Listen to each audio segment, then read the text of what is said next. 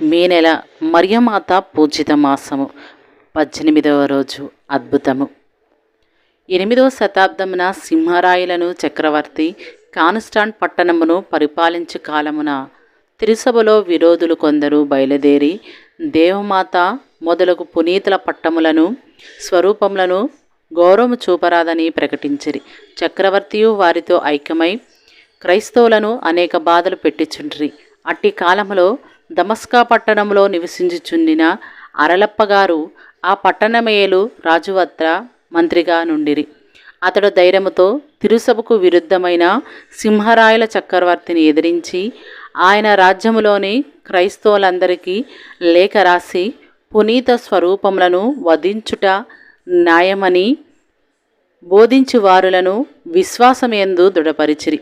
చక్రవర్తికి విరోధముగా అరలప్పగారు చేసిన పనిని చూచి అతనిపై మిక్కిలి ఆగ్రహించిరి. కానీ దమస్కాలో ఉన్న అరలప్పగారు తన అందుబాటులో లేనందున అతనిని అప్పుడేమియూ చెయ్యలేక అతని నాశనమును చేయుట కొరకు తంత్రోపపాయములను పన్నిరి. ఎట్లాగనగా అరలప్పగారు రాసిన లేఖను ఒకదానిని దొంగలించి నేర్పరి అయిన ఒక రాతగానిని రప్పించి కనుగొనుటకు సాధ్యము కాని విధానమున అరలప్పగారి రాత అనుసరించి ఒక లేఖను రాయించెను. ఈ కొత్త లేఖ అరలప్ప సింహరాయల చక్రవర్తికి రాసినట్లుగా రాయబడెను. సింహరాయల చక్రవర్తి యొక్క సైన్యముతో దమస్కా పట్టణముపై దండెత్తి వచ్చినచో సమస్త సంపదలతో పట్టణమును చక్రవర్తి వశము చేతునని అరలప్ప రాసినట్లుగా కల్పించి రాసిరి. అరలప్ప యొక్క దుష్టతలంపునకు నేను సమ్మతింపనని తెలుపుచు సింహరాయల చక్రవర్తి తానే స్వయముగా ఒక లేఖ రాసి ఆ కృత్రిమ లేఖన నుంచి స్వయముగా దమస్కా రాజునకు పంపెను. రాత నేర్పరితనము రాజు అది కృత్రిమ లేఖని క్షణమాత్రమైనను శంకింపలేదు. తన మంత్రి అరలప్పై ఇట్టి దోహపు లేఖ రాసినని నమ్మెను. రాజు ఆగ్రహముతో అరలప్పను పిలువ నంపెను. ఆ జాబును అతనికి చూపించెను. అప్పుడు అరలప్ప ఆ జాబును చూచి తన రాత వలె నున్నటిని చూచి అది తన ఎడల పన్నిన కపట తంత్రమని ఎరిగి తాను అట్టి జాబును ఎన్నడూనూ రాయలేదని నిజము చెప్పాను.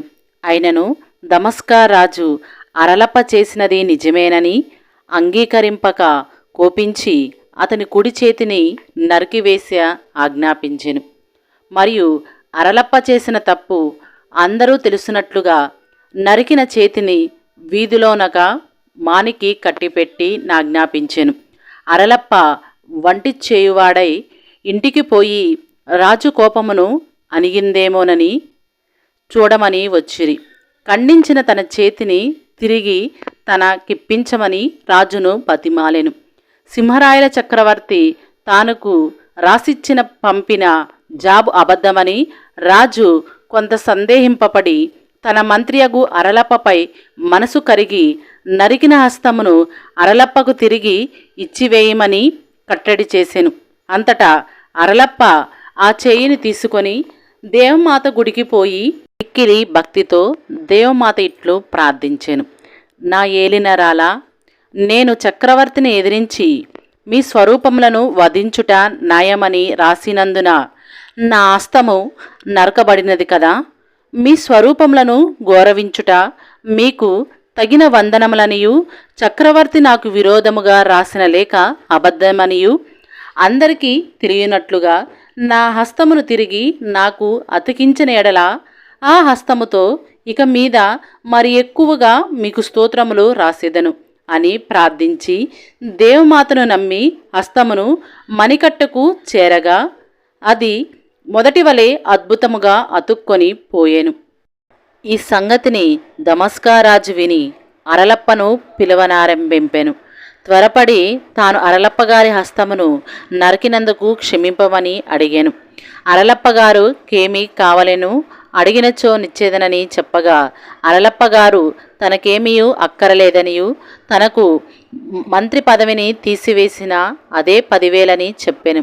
అట్లే రాజు సెలవు పొంది అచ్చట కొలువుమాని ఇంటికి పోయెను. తదనంతరము తాను మరియ పరనాంతము వరకు దేవమాతకు మేలెరిగిన స్తోత్రములు చెల్లించుచు ఆమెకు కృతజ్ఞుడై ఆమెను గురించి అనేకములైన రాతలు రాసెను. కన్యమరియమ్మ అరెలప్పగారికి చేసిన అద్భుతమునకు గుర్తుగా ఆ చోట చుట్టూ ఒక ఎర్రని గుర్తు ఉండెను.